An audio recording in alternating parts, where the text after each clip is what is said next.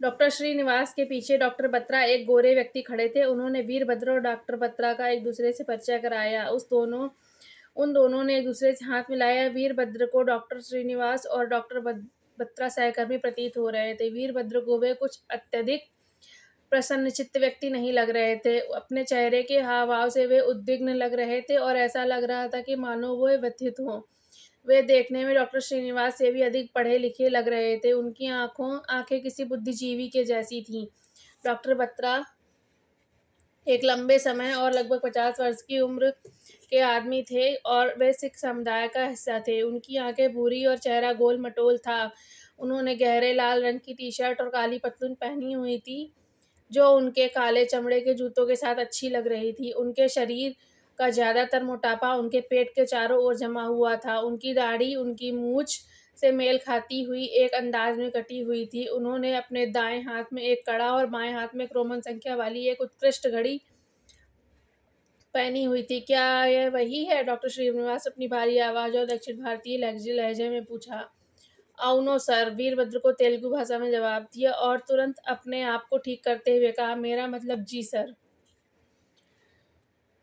"तो हम किसका इंतज़ार कर रहे हैं? इसे पूछताछ कक्ष में ले जाओ।" गार्ड्स कैदी को पकड़कर खींचते हुए वीरभद्र के पीछे चले। उन्होंने एक एल आकृति के गलियारे में प्रवेश किया, जहाँ डॉक्टर श्रीनिवास सीधे चलते गए और वीरभद्र के पीछे चला गया। वीरभद्र उनके पीछे चलता गया। गलियारा एक तरफ सीधी दीवार और दूसरी तरफ के बीच था, जो बाईं ओर को मुड़ता था और उस दीवार के अंत में एकमात्र दरवाजे पर 2 सुरक्षाकर्मी थे। उन्होंने उन्हें अंदर जाने दिया।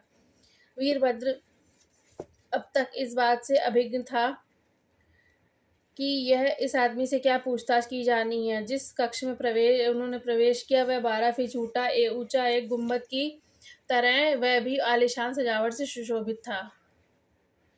कमरे में स्टील की एक कुर्सी रखी हुई थी, जिसमें पैर रखने के लिए नीचे एक तख्ता, कमर टिकाने के लिए 2 लोहे की रॉड, काले चमड़े का आसन और हथकड़ी लगे हुए कुर्सी के हत्थे संपूर्ण कक्ष का सार प्रदर्शित कर रहे थे। यह एक प्रयोगशाला जैसा प्रतीत हो रहा था। कुर्सी के चारों ओर पॉलिश की हुई लकड़ी की मेज़ें रखी हुई थीं। हर मेज़ पर एक कंप्यूटर रखा हुआ था। वहाँ एक प्रोजेक्टर भी छत से लटका हुआ था और उसके सामने सफ़ेद पर्दा दीवार पर कील से टंगा हुआ था। बंदी बीच में कुर्सी पर बैठेगा और प्रश्नकर्ता उससे कैसे भी करके प्रश्नों का उत्तर लगाएगा। रक्षकों ने आदमी को खींचकर बीच में कुर्सी में धकेला और कुर्सी पर लगी हथकड़ियों से बांध दिया। उसकी कमर, सिर पर और पैरों को भी चमड़े की पट्टी के सहारे कुर्सी से बांध दिया। फिलहाल उसकी उँगलियाँ ही उसके शरीर का एकमात्र हिस्सा बनने वाली थीं।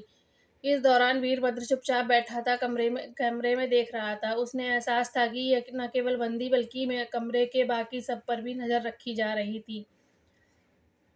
सुबह के लगभग 11 बज रहे थे जब आदमी को होश आने लगा तो उसकी आँखें बंद थीं, लेकिन महसूस कर सकता था कि कोई गीले कपड़े से उसके चेहरे पर सफ़ेद रंग को साफ़ कर रहा था। उसने किसी को उसके बारे में बात करते हुए सुना। बातचीत में उसने एक अघोरी होने पर थी। "यह कितना अजीब दिखता है। यह कैसा अप्रिय रूप है।" एक लड़की ने कहा। "मुझे पता है यह कौन है," यह एक भरोसेमंद आवाज़ में जवाब आया। आवाज़ एक पुरुष की थी। "इस अजीब व्यक्ति का परिचय देने से पहले तुम बताओ कि तुम कौन हो?" लड़की ने पूछा।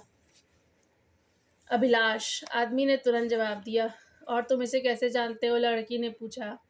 "मैं इसे नहीं जानता हूँ, ना ही ये जानता हूँ कि यह कौन है, लेकिन मैं जानता हूँ कि यह एक अघोरी है।" "अघोरी?" लड़की ने आश्चर्य से पूछा। उसने ऐसे शब्द पहले कभी नहीं सुना था।